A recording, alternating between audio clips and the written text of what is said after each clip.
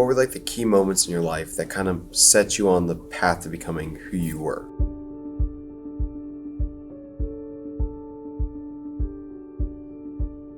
I think like you all, the people that influenced me the most growing up were my parents. From a very young age, like a strong ethical foundation, a real commitment to public service. My dad was in the Army, my parents were in government for a very long time. And so that was a big influence in my life. And then, as I made my way through different duty stations and different assignments, I had some fantastic mentors, but I tried really hard to observe how they made decisions and to kind of take the best, almost like a composite of things I wanted to learn from great leaders.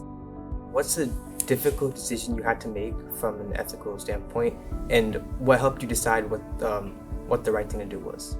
One that's sort of interesting because I think people were surprised that I took an action. I was stationed at Fort Bragg, North Carolina in the Army. I was the primary jump master, means you're in charge of the aircraft and the safe airborne operation of your 60 young paratroopers. There was a jumper who had gotten caught up in the back of the airplane, and after the assistant jump master went, he had gotten free.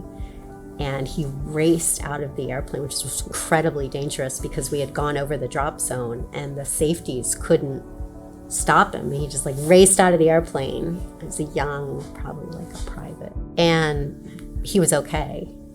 Everybody was okay, but there was a big investigation. Even though we probably couldn't have prevented this person from leaving the aircraft, and there were all kinds of other things that others had missed, I just took accountability for it. And I remember the investigating officer sort of had mentioned, well, she took all that responsibility. I was like, that's kind of a no-brainer. Why wouldn't you? If you're a leader, you have ownership and you have accountability. If you don't have accountability, then at the end of the day, the whole system breaks down.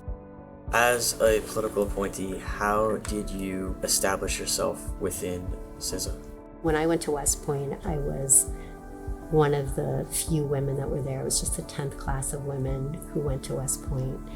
And when you're 9% really surrounded by people that don't look anything like you almost have to put on this invisible body armor. I found that when I came to CISA, sharing very openly my experiences with my teammates, the challenges, things that I was nervous about, things that I wasn't sure were going to go quite the right way. It really helped to establish me as an authentic, inspiring leader that they could trust.